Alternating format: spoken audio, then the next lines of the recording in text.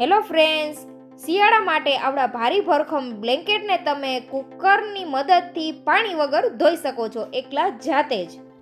શિયાળાની શરૂઆત થાય એટલે ફ્રેન્ડ્સ આ રીતના આપણે મોટા બ્લેન્કેટ કાઢતા હોઈએ છીએ, પણ નાના બ્લેન્કેટ તો ધોવાઈ જાય છે આપણાથી, મશીનમાં પણ નાખી દઈએ છીએ, હાથેથી ધોઈ શકીએ છીએ, પણ આવડા બ્લેન્કેટ ધોવા ખૂબ જ મુશ્કેલનું કામ લાગે છે. તો હું તમારી સાથે એક નવીન ટ્રીક શેર કરવાની છું. તો મારી પાસે આ રીતનો મોટો બ્લેન્કેટ છે. આ બ્લેન્કેટને આપણે ડ્રાય ક્લીન કરાવીએ છીએ ફ્રેન્ડ્સ. ડ્રાય ક્લીનમાં ખૂબ જ મોંઘું પડે છે આપણને, પણ તમે તેને ઘરે સરસ એવો ચોખ્ખો કરી શકો છો ઘરમાં પડેલી જ વસ્તુમાંથી. આમાંથી તમારે કંઈ જ વસ્તુ બહારથી નહીં ખરીદવી પડે. તો સૌથી પહેલાં તમારે શું કરવાનું છે, બ્લેન્કેટને આ રીતે ફેલાવી દેવાનો છે. જો કોઈ મોટી જગ્યા હોય તો ત્યાં ફેલાવી શકો છો, અથવા બેડ ઉપર પણ તમે તેને ફેલાવી શકો છો. તો હવે આપણે એક સોલ્યુશન તૈયાર કરવાનું છે. તો તેના માટે શું કરવાનું છે, 1 ચમચી આપણે બેકિંગ સોડા લેવાનો છે અને 1 થી 2 ચમચી ટેલકમ પાવડર લેવાનો છે.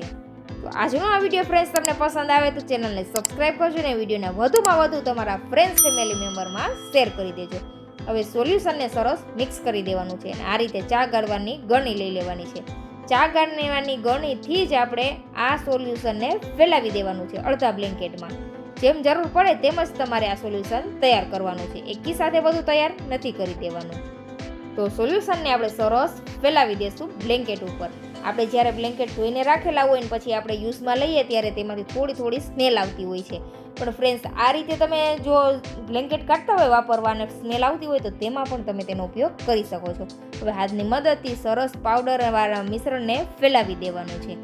અહીંયા તમારે ફ્રેન્ડ્સ જરા પણ પાણીનો યુઝ નથી કરવાનો. કુકરની મદદથી જ આપણે બ્લેન્કેટને સાફ કરવાનો છે. તો હવે શું કરવાનું છે, આ રીતનું કુકરનું ઢાંકણ લઈ લેવાનું છે અને હલકું ગરમ પાણી લેવાનું છે, નવ શેકવું, વધુ ગરમ પાણી નથી લેવાનું. હવે તેની અંદર આપણે ડેટોલ ઉમેરી દઈશું. તમે લિક્વિડ જેલ છે, કોઈ પણ પ્રકારનું લિક્વિડ લઈ શકો છો.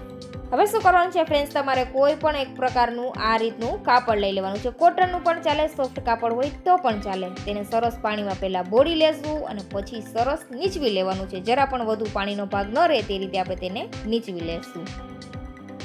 પછી આ રીતે આપણે તેને ફેલાવી દઈશું અને કુકરના ઢાંકણાની અંદર આપણે આ કાપડને સરસ બાંધી લેવાનું છે. ફ્રેન્ડ્સ આજના આ વિડીયોમાં હું તમારી સાથે ખૂબ જ સરસ કામની વસ્તુ શેર કરું છું. તમે આવડા ભારી ભરખમ બ્લેન્કેટને એકલા જાતે પણ આ રીતે સાફ કરી શકો છો. તો કુકરના ઢાંકણ ઉપર આ રીતનું કપડું છે તેને આપણે વીંટી દેવાનું છે, સરસ બાંધી દેવાનું છે. આ રીતથી ફ્રેન્ડ્સ તમે બ્લેન્કેટ સાફ કરશો એટલે 10 થી 15 મિનિટમાં જ આખો બ્લેન્કેટ સાફ કરી લેવાના છો તમે. આવડા મોટા બ્લેન્કેટ તો આપણે મશીનની અંદર ન ધોઈ શકીએ અને હાથેથી ધોઈ શકાય એવી કન્ડિશન ન હોય, તો તમે આ રીતે જરૂરથી આ ટ્રીક અપનાવજો. હવે બ્લેન્કેટનો એક છેડો લઈ લેવાનો છે અને આ રીતે ફ્રેન્ડ્સ તમારે ઘસવાનું છે. ઢાંકણને સરસ એવું તમારે ઘસી લેવાનું છે. આ રીતથી ફ્રેન્ડ્સ તમે જોશો બ્લેન્કેટ સરસ ચોખ્ખો થઈ જશે. હું અહીંયા તમને વિડીયોના એન્ડમાં ડિફરન્સ બતાવીશ. બ્લેન્કેટ ધોયેલો અને બ્લેન્કેટ આપણે ધોયા વગરનો છે તેમાં બંનેમાં ડિફરન્સ લાગશે. આની અંદર ફ્રેન્ડ્સ આપણે બેકિંગ સોડાનો ઉપયોગ કરેલો છે, એટલે કોઈ પણ જાતના કીટાણુ હશે તે પણ જતા રહેશે. સાથે આપણે ડેટોલનો પણ ઉપયોગ કરેલો છે, એટલે કોઈ પણ વસ્તુ આપણા સ્વાસ્થ્ય માટે હાનિકારક નથી. આ રીતે આપણે 5 મિનિટ માટે ઘસીએ પછી તમે જોઈ શકો છો કે અહીંયા કિનારી ઉપર થોડી ધૂળ, ડસ્ટ કાંઈ ચોટેલું છે તે બધું આમાં આવી ગયું છે કાપડની અંદર. આપણો બ્લેન્કેટ પણ સરસ ચોખ્ખો થઈ ગયો છે. તો હું તમને આ કપડું ખોલીને બતાવું છું. જો વધારાનો કચરો, ધૂળ, માટી છે તે બધું આની અંદર આવી ગયું છે, તમે અહીંયા જોઈ શકો છો. તો સેમ પ્રોસેસથી આપણે ફરી કાપડને પાણીની અંદર આ રીતે નીચવી દેશું અને વધારાનું પાણી હટાવી દેશું. પાણી પણ ફ્રેન્ડ્સ તમે અહીંયા જોઈ શકો છો કેટલું ગંદુ થઈ ગયું છે. અત્યારે ઘણી મહિલાઓને કમરના દુખાવા હોય છે અને ઘરે કોઈ એવું વ્યક્તિ નથી હોતું કે આ સાફ સફાઈ કરી શકે, તો તમે આ ટ્રીકથી તમારા મોટા બ્લેન્કેટ સાફ કરી શકો છો. આ રીતથી ફ્રેન્ડ્સ સરસ એવો બ્લેન્કેટ ચોખ્ખો થઈ જાય છે. હું વર્ષો આ રીતે જ બ્લેન્કેટને ચોખ્ખા કરું છું. તો હવે આપણે ફરી આ રીતે સરસ કુકરના ઢાંકણમાં કાપડને સેટ કરી લેશું અને જેટલું બાકી છે ત્યાં આપણે ઘસીને સરસ સાફ કરી દેવાનું છે.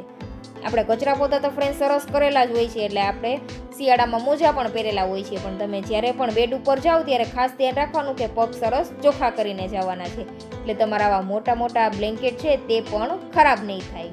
તેના ઉપર જરા પણ ધૂળ માટી નહીં ચોટે. ફ્રેન્ડ્સ આ રીતે તમે જરૂરથી તમારા બ્લેન્કેટ સાચવજો, એટલે જાજી મહેનત પણ નહીં કરવી પડે બ્લેન્કેટ ધોવામાં. આ રીતે સરસ ફ્રેન્ડ્સ કિનારીને પણ ઘસીને તમારે સાફ કરી લેવાની છે. તમે એકલા હશો તો પણ ફ્રેન્ડ્સ તમે સરસ એવું આ રીતે બ્લેન્કેટ ચોખ્ખો કરી શકો છો. આ બ્લેન્કેટ સાફ કરવામાં ફ્રેન્ડ્સ તમારે નથી વધુ પાણીનો પણ ઉપયોગ કરવાનો. ફક્ત અડધા બાઉલ જેટલું પાણી હશે તો પણ તમે આખો પૂરો બ્લેન્કેટ સાફ કરી શકો છો. તો ફ્રેન્ડ્સ તમે જોઈ શકો છો જે કાંઈ ધૂળ માટી ચોટેલી હતી તે બધી આ કાપડની અંદર આવતી રહી છે. અને હવે આ બ્લેન્કેટને તમારે શું કરવાનું છે તમે જોઈ શકો છો. અહીંયા આપણે અડધો બ્લેન્કેટ સાફ કરેલો છે, ત્યાં પાણીનો કલર કેટલો ચેન્જ થઈ ગયો છે. એવું નથી કે આની અંદર બેકિંગ સોડા અને ટેલ્કમ પાવડર ઉમેરેલો છે તેની સ્મેલ આવશે, પણ સરસ એવું ચોખ્ખો થઈ જશે તમારો બ્લેન્કેટ. બંનેમાં ફ્રેન્ડ્સ તમે ડિફરન્સ જોઈ શકો છો. અહીંયા આ સાઈડ આપણે ધોયેલો છે અને આ સાઈડ આપણે ધોયેલો નથી. બંનેમાં તમે ડિફરન્સ જોઈ શકો છો. હવે તમારે શું કરવાનું છે, આ બ્લેન્કેટને જો તમારી ઘરે તડકો આવતો હોય તો તડકામાં 2 થી 3 કલાક માટે સૂકવવા રાખી દો, અથવા તડકો ન આવતો હોય તો તમારે ફ્રેન્ડ્સ ફેન ચાલુ કરીને આ બ્લેન્કેટને સૂકવવા માટે રાખી દેવાનો છે. આ રીતે ફ્રેન્ડ્સ ફેન ચાલુ કરીને તમે રાખી દેશો બ્લેન્કેટને સૂકવવા માટે, એટલે 2 થી 3 કલાકમાં સરસ બ્લેન્કેટ તમારો સુકાઈ જશે. બંને સાઈડ રિવર્સ સાઈડ આ રીતે તમારે સરસ બ્લેન્કેટ સાફ કરી લેવાનું છે અને સોલ્યુશન પર તમારે જરૂર પડે એટલું જ બનાવવાનું છે. આ રીતે ફ્રેન્ડ્સ તમે બ્લેન્કેટ સાફ કરશો એટલે તમારા હજારો રૂપિયાની બચત થવાની છે. 1000 થી 1500 રૂપિયા લેતા હોય છે આવડો બ્લેન્કેટ ડ્રાય ક્લીન કરવાનો. અને આ બ્લેન્કેટ તમે ઘરે ખૂબ જ નજીવા ખર્ચમાં ડ્રાય ક્લીન કરી શકો છો. અને તડકો આવતો હોય ફ્રેન્ડ્સ તમારે તડકે બ્લેન્કેટને સૂકવી દેવાનો. અડધી કલાકની અંદર જ તમારો બ્લેન્કેટ સરસ સુકાઈ જશે. તો આવડા ભારી ભરખમ બ્લેન્કેટ ધોવાની ટ્રીક તમને કેવી લાગી ફ્રેન્ડ્સ કમેન્ટમાં જરૂરથી જણાવજો. મળીશું નવા વિડીયો સાથે, ત્યાં સુધી આવજો. Thank you for